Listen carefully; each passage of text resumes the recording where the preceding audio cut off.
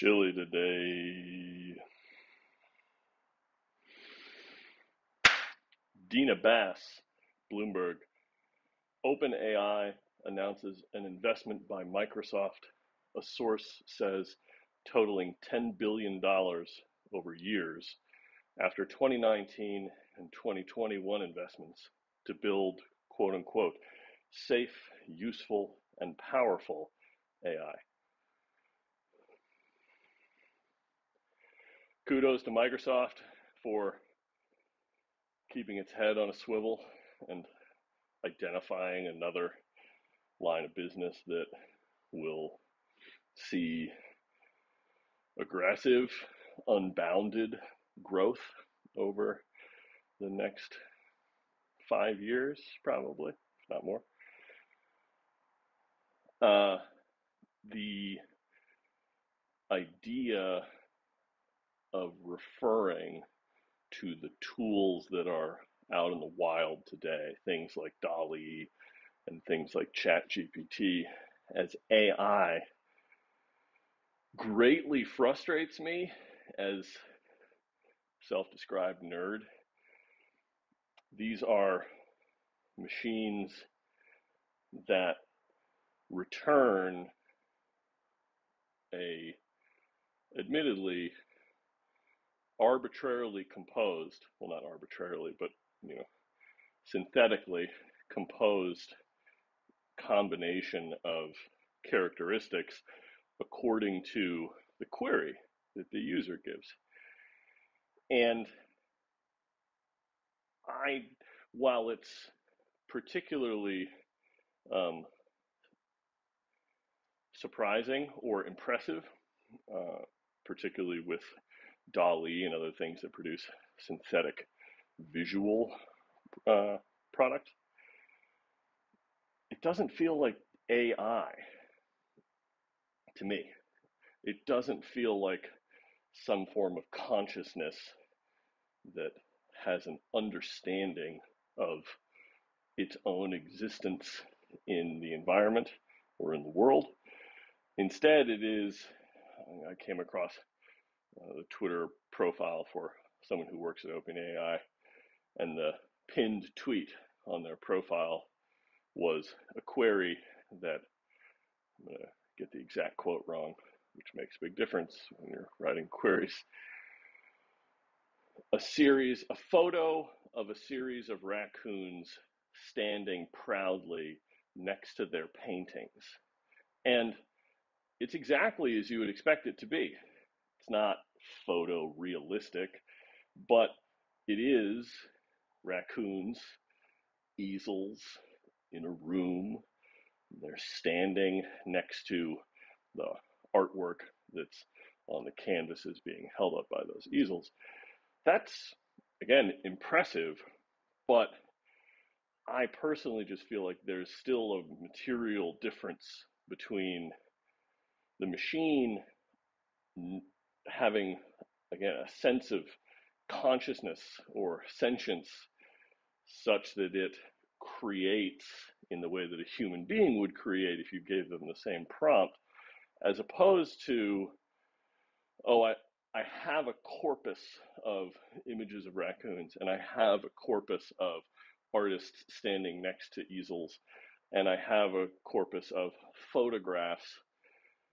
I'm going to just sort of mix and match those pieces and give back what I think the user, the entity that offered the query is looking for. And this is even more the case in ChatGPT examples. Much of what I see looks more like a extremely high speed and I'm tempted to say creative, which is a word we typically reserve for sentient beings.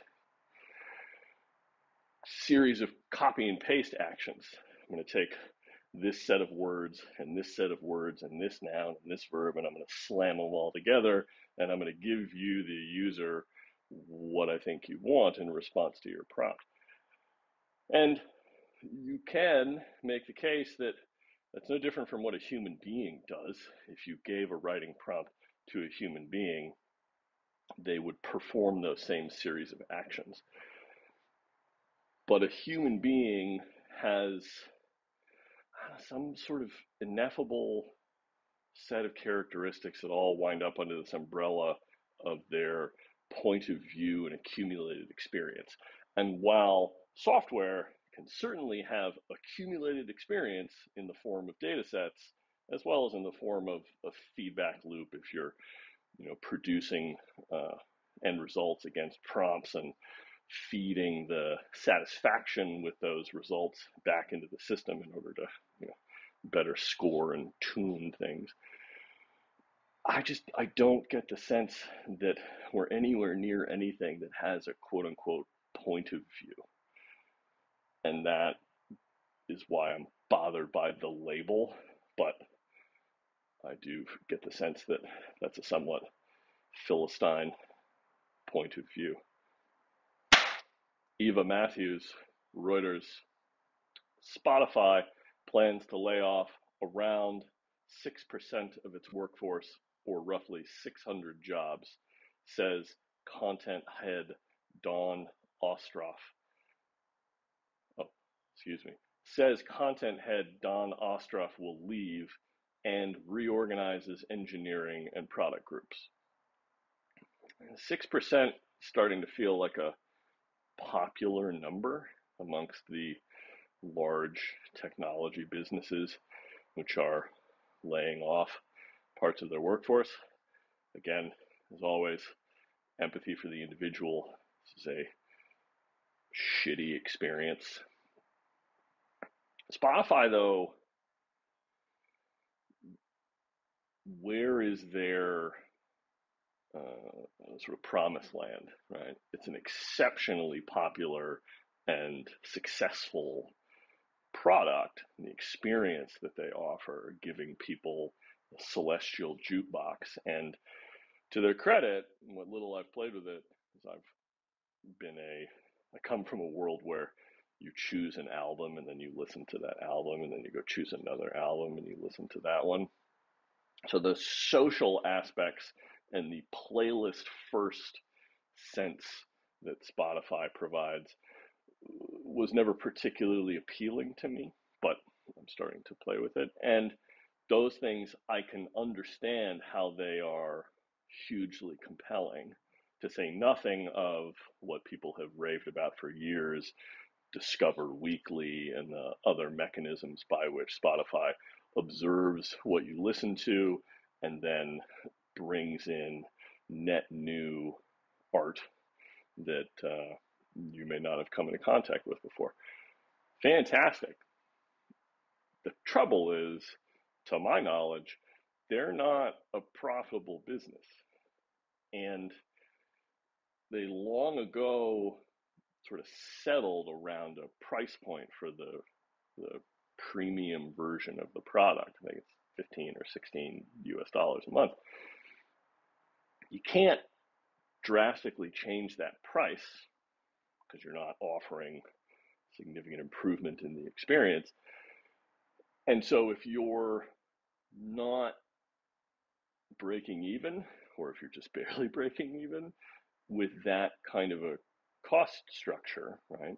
Most of the money that Spotify takes in goes to pay the people who own the content that you as a user are consuming. It's part of why podcasts were appealing to them. Wouldn't surprise me if they, and it's possible they already have and I just haven't noticed, will attack audiobooks, because those are also areas where they can attempt to craft new relationships with the copyright holders. But all of this is to say, they strike me as an organization that needed to find optimizations in their cost structure long before laying off 6% of your workforce was cool.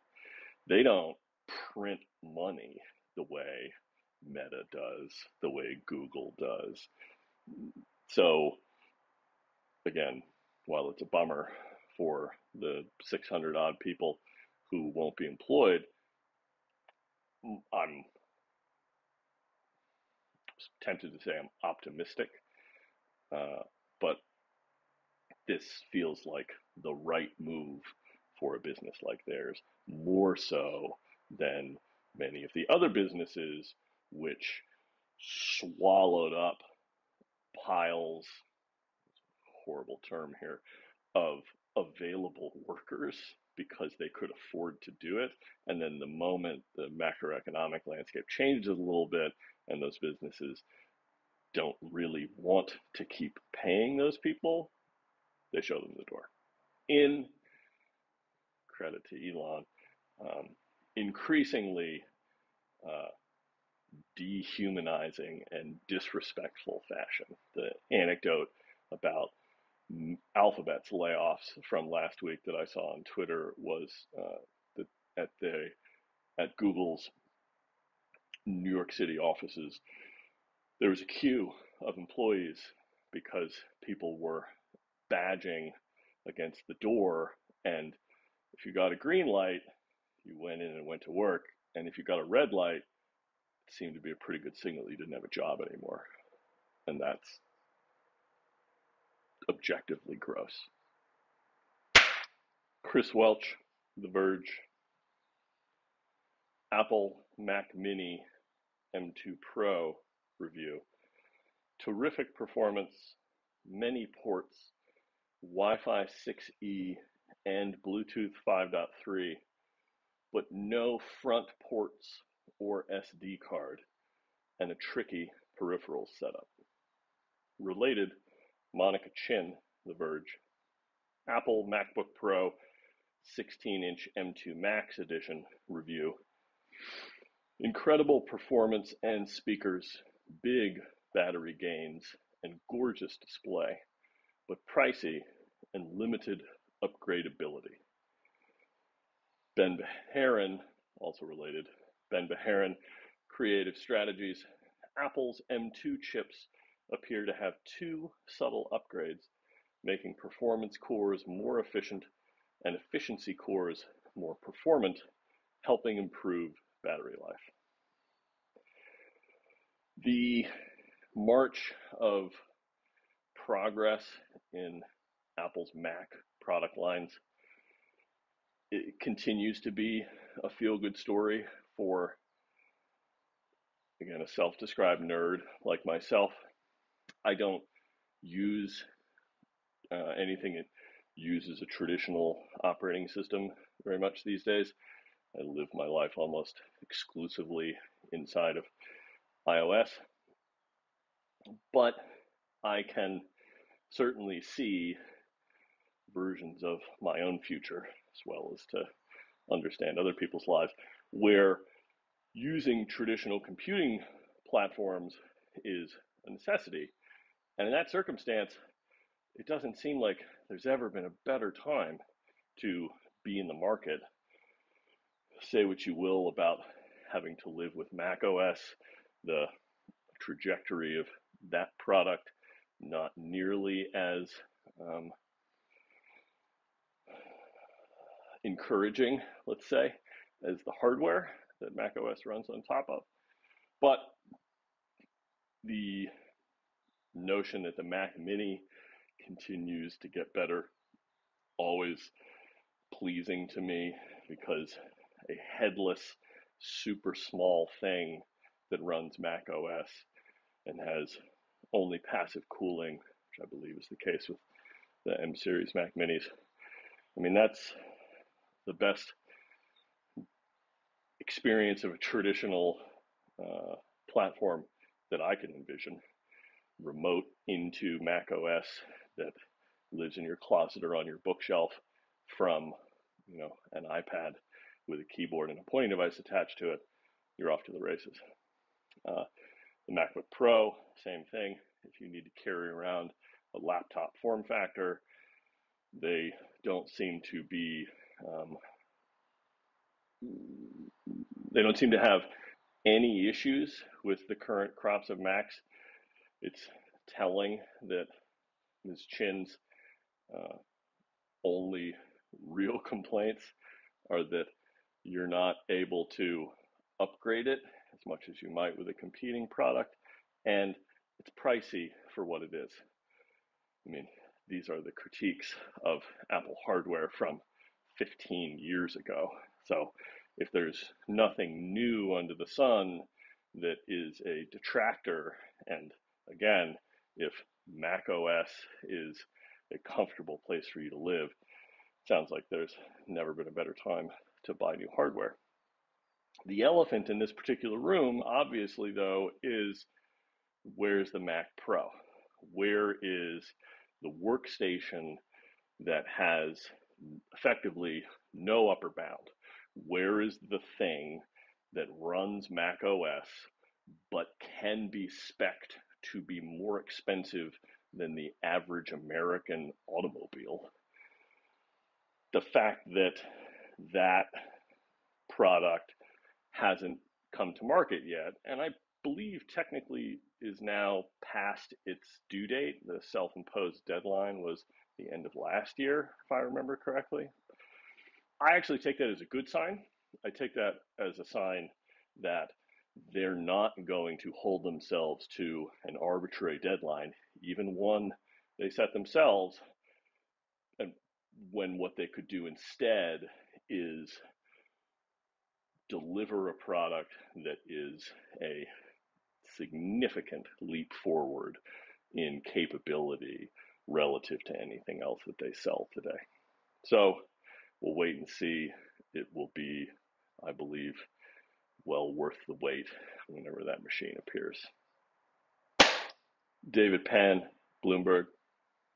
Binance says Signature Bank will only handle transactions over $100,000 starting on February 1st as the US bank decreases its exposure to crypto markets. Crypto Malarkey, can't go a day without it. I don't think there's that much more to say on this particular edition of it. If a bank which Binance had partnered with in order to, I would presume, backstop transactions is choosing to limit its exposure and therefore isn't going to deal with transactions under 100 grand, that would indicate that there's less appetite in the traditional financial ecosystem for servicing the needs and desires of people like customers of Binance. But we'll see. Anna Maria Andreatis, Wall Street Journal. Wells Fargo, B of A, JP Morgan, and 4 other banks are working on a digital wallet managed by Zelle owner Early Warning Systems, rolling out in H2 2023. Interesting that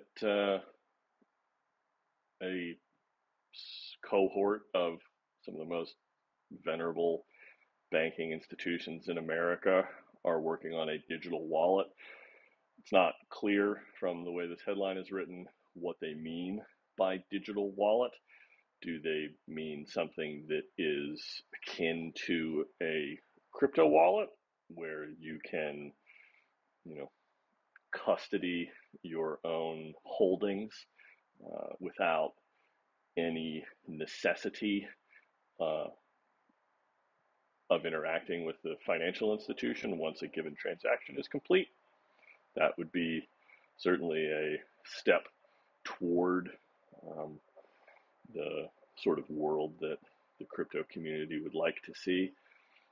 That said, it's worth pointing out that these institutions have become so venerable because they are the locus of trust that allows parties to transact. And one of the sort of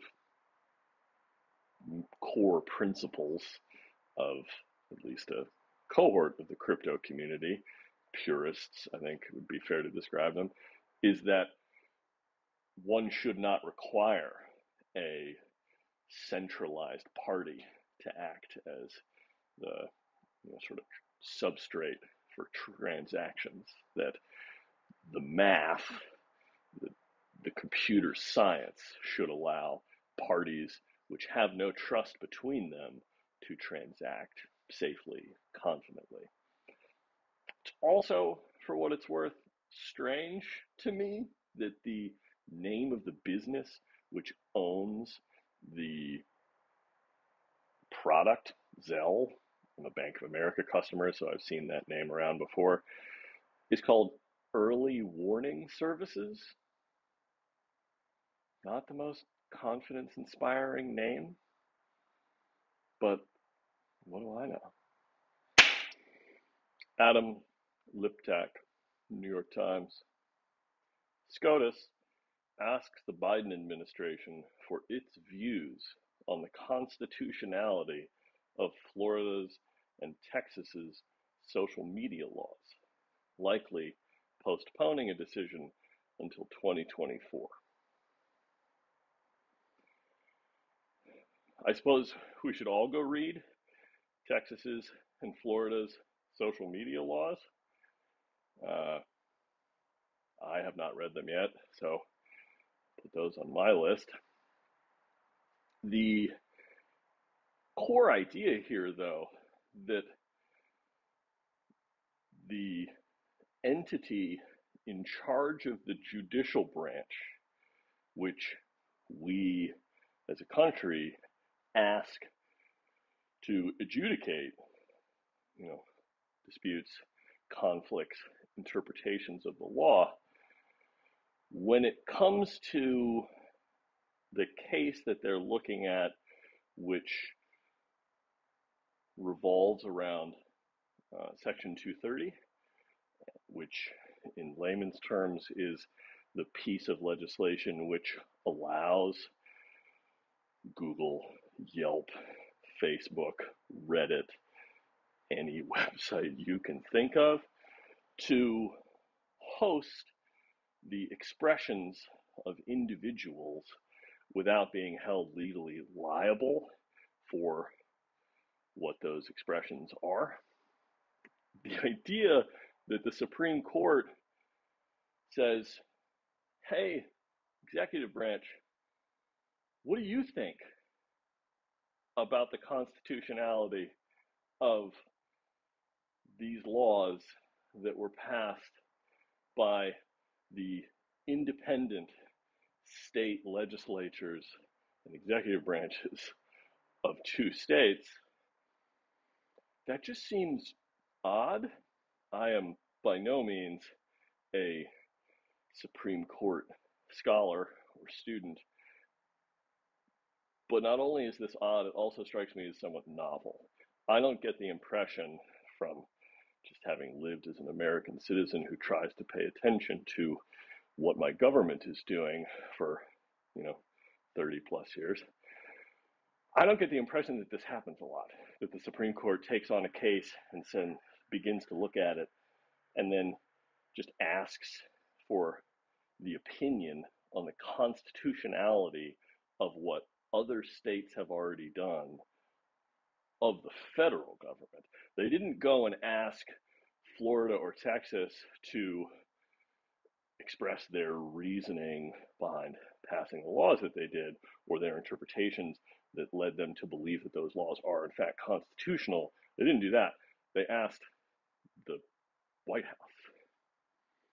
It just seems, again, novel and somewhat odd. Wall Street Journal sources: activist investor Elliot Management acquired a multi-billion-dollar Salesforce stake. A partner says the firm has, quote, a deep respect for Mark Benioff. I'm sure you have a deep respect for Mark Benioff. I'm also sure that you have what you believe are fundamentally reasonable and grounded in principle disagreements in how Mark Benioff runs Salesforce. both of those things can be true. But aside from that, we'll have to wait for the first salvos of what Elliot management communicates to Salesforce that they would like them to change. I'm not sure what else is worth saying on this front, aside from Mark Benioff, physically imposing human being.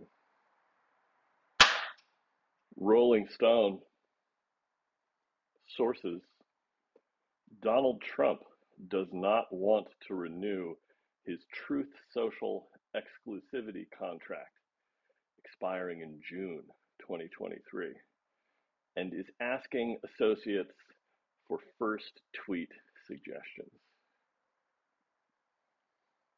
Can you talk about a fly on the wall?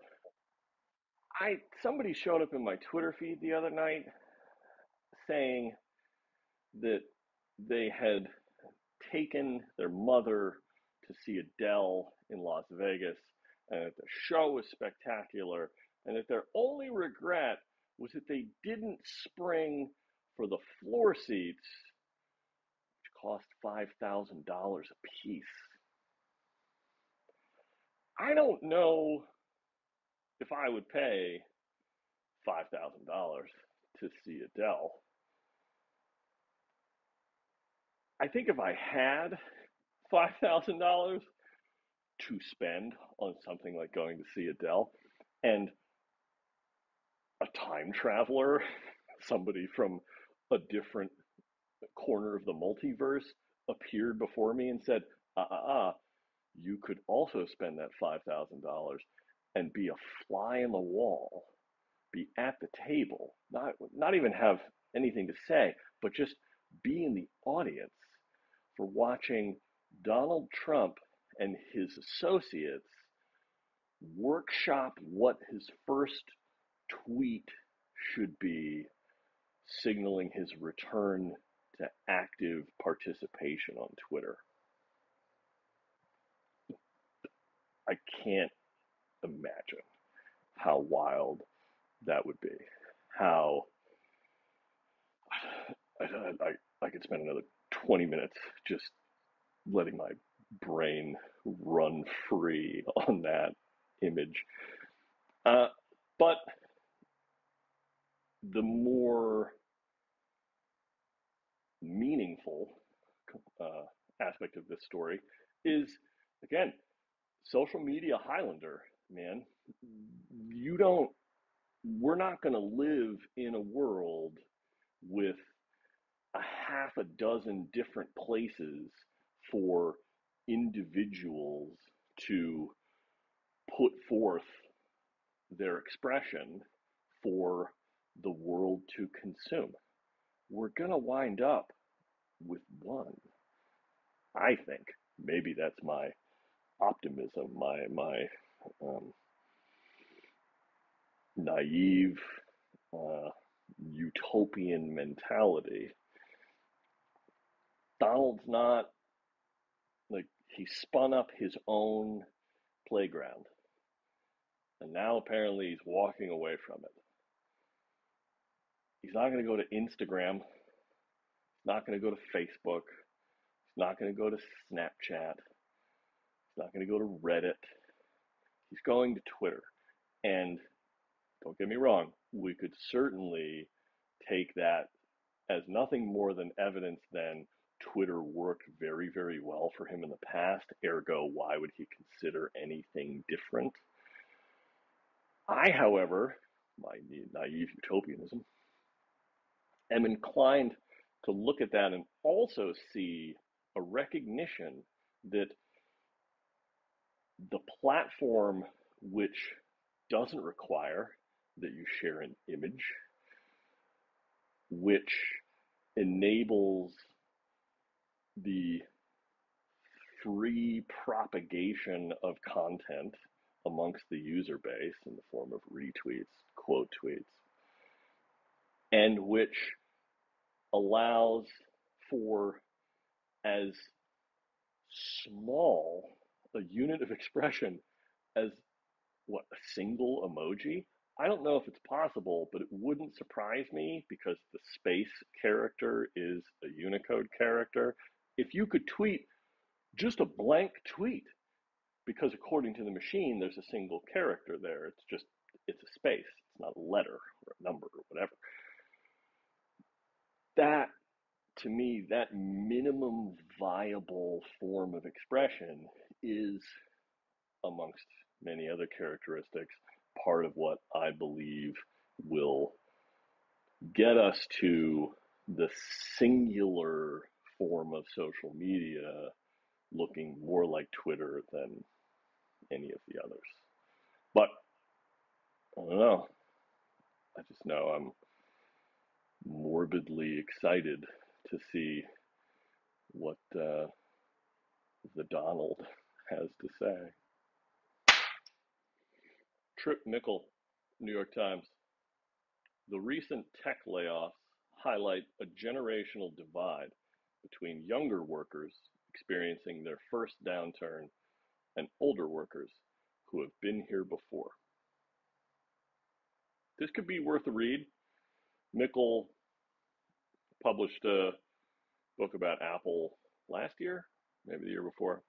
I haven't read it, but it was well regarded, in particular because he had sources, not on the record sources, or I should say, he had unnamed sources who were able to allegedly speak to Johnny Ives' more intimate feelings on the last stage of his tenure at the company. All of which is to say, uh, regardless of your opinions on access journalism, if you can get access to those people and get them to share with you, even if they're not willing to expose their real name, I view that as some mark of affirmation of that person's skill and capability as a writer and a storyteller. You wouldn't entrust your most private feelings and expressions to someone who hadn't or could not demonstrate adequate professionalism, capability, what have you. So Mikkel could be a particularly good person to try and tell this story of tech industry is going through a down cycle. There are massive layoffs, as we've all been following over the past weeks. And there are younger employees who have never seen the industry do something like this, and older ones who have. So this could be worth a read. The one thing that jumps off the top of my head is the slight apples to oranges comparison that at least the headline sets up. The previous downturns in the technology industry were significant in their own ways, but there were not nearly as financially successful and massive a set of sort of apex predators or megafauna in the ecology of the industry in previous downturns. So I'll be curious to see whether or not Mickle addresses that. Joseph Men, Washington Post. Researchers and ex-Twitter staff. Physical attacks in the United States track with Twitter spikes in some hate speech, notably anti-Semitic and anti-gay slurs and rhetoric. Yeah, that tracks. It's gross. It's unfortunate. It's heartbreaking that we still occupy a little blue marble floating in the infinite blackness of space where there are groups of people who carry around just toxic, corrosive, grotesque feelings for particular categories of their fellow humans.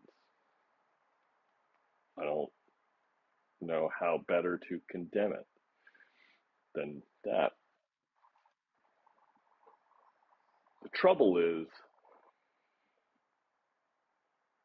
the tool, in this case Twitter, which is, according to these researchers and former staffers, in something of a correlative relationship, possibly a causal one, between people expressing these hateful ideas and people taking physical action, causing harm to the targets of those ideas.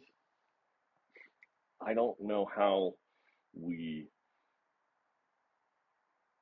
go back to a world without that, with one exception. In Germany, again, I'm no scholar of German law, but my pedestrian understanding is it's against the law to hold or express symbols of Nazism or the ideas of Nazism, such that when people do it, the state is equipped to punish them for doing it, which depend, regardless of your point of view on the effectiveness of um, state punishment. I would hope we could look at the historical record and see that it acts as a deterrent. Maybe that's true, maybe that's not. But the reason I bring it up is two reasons. The part that's above the surface of the water that's easy to understand is the United States doesn't have restrictions like that. There are no hard-coded, to use the software engineering term, guidelines around what you cannot say, ideas you cannot express, symbols you cannot evoke in the United States. Germany did that because Germany had all the reason in the world to turn over a new leaf after World War II. The part that's below the surface, though, the larger part of the iceberg that I think is interesting here is this is how and why we need to get to a world where the algorithm which produces the feed of information that is available to the users of Twitter, users of competing products, users of the hopefully one day single social media platform, that the algorithms need to allow for hard coding those sorts of guidelines, such that if you were to imagine Twitter operating in Germany, which it does, something tells me there's current code running in production on Twitter which prevents the expressions of Nazism, which is not necessarily the same as anti-Semitism, but highly related. That prevents those things from being seen by any user of Twitter within Germany's jurisdiction. That's an algorithmic choice. That's a tuning that happens in the Twitter algorithm today for users in Germany, which does not happen for users outside of Germany. Getting to a place where the end user either has the ability to shop for an algorithm that has already made those editorial choices for them, or to utilize software where they can craft their own algorithm, I think is one of the best tools we're going to have as we move forward for dealing with these points of view which any reasonable human being will agree have no place in decent society. So, yeah, it's not good that there's, again, correlative, if not causal, relationship between the expressions of those ideas and physical violence. But I'm hopeful that the more we learn about that phenomenon, the better equipped the community of people who care about social networking as a baked in aspect of operating on the internet will take these examples and say it's important that we give people the ability to opt out of being exposed to such horrible ideas. So that's all I've got to say.